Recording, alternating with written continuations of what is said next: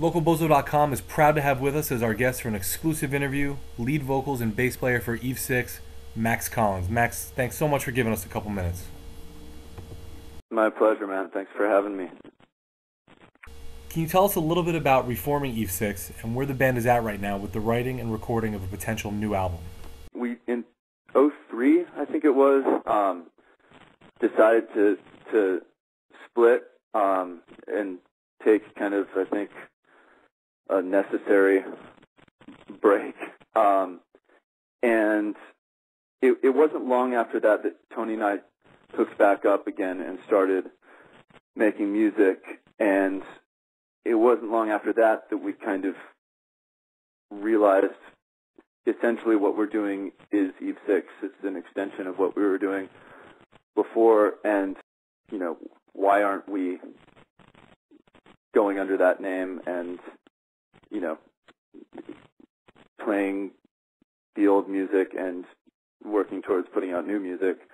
And so that's what kind of happened a couple years ago and spawned the last couple years of touring and are aiming at getting some new music out. So now that the band is doing some writing and recording, do you have an album title in mind, and when do you expect the new album to come out? There's no title yet. There's a shitload of songs, and I have no idea is the honest answer to that question. We're trying to figure out logistically how best to get the music out, and you know, we are kind of like, we're looking at major labels and seeing if there's something there that makes sense. We're not like beholden to that. You know, I think ideally for us right now, you know, having someone pay for us to make a record would be pretty rad. So that's sort of where we're at. Okay, awesome. I actually got a chance to watch some of the E-vlogs, which are online at eve6.com. I watched the recording of a new song called Lost and Found. Would you say the new songs are similar to the traditional Eve 6 sound, or should fans expect a different direction for the new material? It's tough for me to say with too much accuracy, I think, just because I'm so close to it. But the song doesn't feel to me like a departure too much. You know, it's like, it's an honest, kind of vulnerable sort of theme, and it's executed just kind of like on a vast power chords and you know, like feeling, so which is sort of our mode. So, but we're really stoked on it, and the reception has been awesome when we've been playing it live. So we'll definitely be playing it at the Mercury shows. Very cool. Very cool. As a band that was signed at such a young age and able to write so many anthems of my own personal youth, how has your songwriting process changed as you yourself have grown up? I think I've become a little bit more comfortable sitting down with the guitar and just like doing the exercise of writing and not judging it. It's like I used to be terrified of not coming up with something that I thought was great, and you know, now it's like I'm just more comfortable with the process, that sometimes it's going to work and sometimes it's not going to work, and when it works, you know, yay, and when it doesn't, whatever, it's all good. I've also been really into learning songs, you know, by other artists again, which is something I used to do a lot when I was younger, and just like, you know, from the Hollies to Fountains of Wayne, just kind of like learning songs with great, you know, lyric and songcraft and melodic content is really inspiring. So that's been cool. Who would you say your biggest inspiration was musically growing up? First, like my first musical like muse, I mean, it's like I had this experience when I was really young, like 8 or something, I don't know. It was, I heard Running Down a Dream on the radio, and I was really young, and I just had this like that's the coolest thing ever, kind of feeling, and it just transported me and, like, I think lit a fire, So Tom Petty has remained like an influential through line for me. But, from there, of course, like adolescence, punk rock, and that, kind of segued into, alternative music and, like real alternative music, indie rock,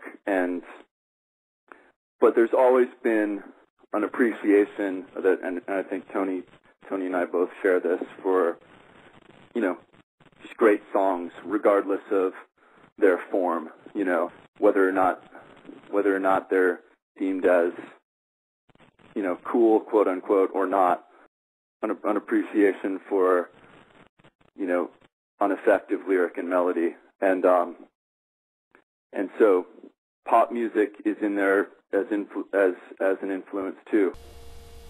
What one song on your iPod could be considered a guilty pleasure? Our guitar player Matt, he like kind of set an iPod up for me, but it's just not really the way I listen to music. I listen to satellite radio and CDs in my car, and I listen to when I'm in my dining room writing songs, which is where I do it for no good reason. I'll just listen to stuff through computer speakers, But guilty pleasure, I mean, shit, I've got like tons. Tony and I, for a while there, were getting a massive kick out of Shania Twain. Like, we were way too deeply moved by a couple Shania Twain singles. I'll just put it that way. That's fine. So on a more serious note, the music industry has changed pretty dramatically over the past decade. Since reforming the band, what would you say has been the biggest challenge or the biggest change for Eve 6 so far? I think for us, we've sort of been like functioning in a different dimension a little bit, just because like our thing the last couple of years has just been playing shows and writing, I think, where it kind of remains to be seen for us is how this record ends up coming out, and, what sort of business model we end up using. But, I think, like, we're fast approaching 100,000 Facebook buddies, and, the MySpace thing was, like, really powerful for us, and I think that avenue, the word of mouth factor and the easy accessibility of music has been vital for our band, and the reason why we can still go to, Tulsa or wherever and play to a room full of people, So really grateful for that aspect. I think it's kept our band, alive, and younger people have been able to discover it, even though we haven't had a machine working for us. What can a first-timer expect from a live Eve 6 performance? Well, we're a three-piece band, power trio. We just try to throw it down, every night. I mean, it's like, it's about the songs for us, it's about communication for us, and the audience plays a big role in that. And sort of the Eve 6, like, fan community is badass and really inspiring, and, the best shows are the ones where we're getting the songs sung right back at us, and, there are a lot of words in Eve 6 songs, so it's pretty cool when you have that kind of symbiotic thing going on. It's an energetic rock and roll show. Awesome. Well, we're definitely looking forward to it. Speaking of that, a second date was announced here in New York City at the Mercury Lounge on Monday, November 1st. So you guys have two shows lined up that night, one at 8 p.m. and then another around 10:15. Is it rare for you guys to knock out double headers like that?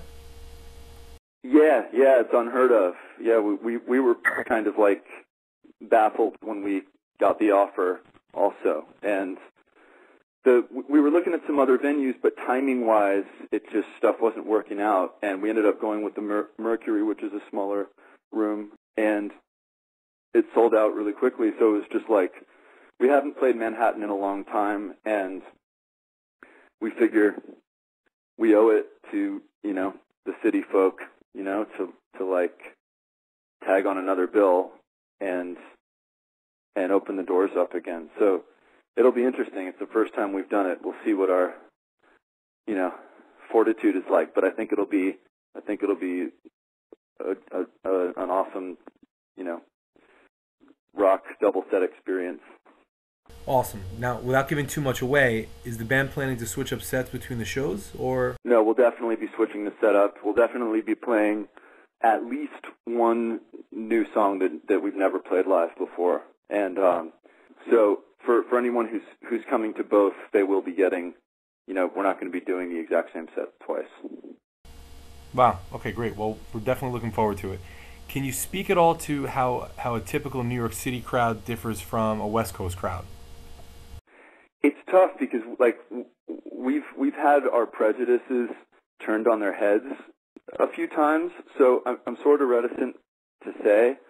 We did an LA show a while back with this new incarnation of the band, and we're expecting crossed arms and, very slightly nodding heads, and it couldn't have been more different. It was like just a really awesome, energetic audience. So it's tough to say. I'm not going to put New York City in a box. Hopefully it's what people feel free to act a fool and sing really loudly and badly if they want to. Do you have any memories of any specific shows you performed at in the New York area? I remember we've done Irving at least once. We did Bowery, I think, with Good Charlotte. We did Hammerstein. That was fun with Third Eye Blind. So yeah, I mean, New York City has always been, we love it there. We recorded our third record in Manhattan, and we have a lot of history there. So we're looking forward to it. So what's next for the newly reformed Eve 6? Are you planning on doing like a big headlining run, or you can jump on tour with some other bands? Yeah, right. I think it's like, right now it's just big picture. It's like, let's get our plan together and, have this release feeling imminent. And then, yeah, I think a headlining tour would be awesome, but a great support, a great support run would be great too. So I think we're open to whatever. Cool. Is there anything else you'd like to add for the viewers of localbozo.com? Thank you, good viewers, for taking the time out of your day to listen to this fellow over here talk about rock. And hopefully we'll see you guys at the Mercury Lounge show or shows on November 1st. All right. Fans come out and support Eve 6 on Monday night, November 1st at the Mercury Lounge. It looks like the early show is sold out, but you can still grab tickets to the late show. Check out eve6.com for all touring information and more band info. Max, thank you so much for giving us some time today at localbozo.com, and best of luck on the new album.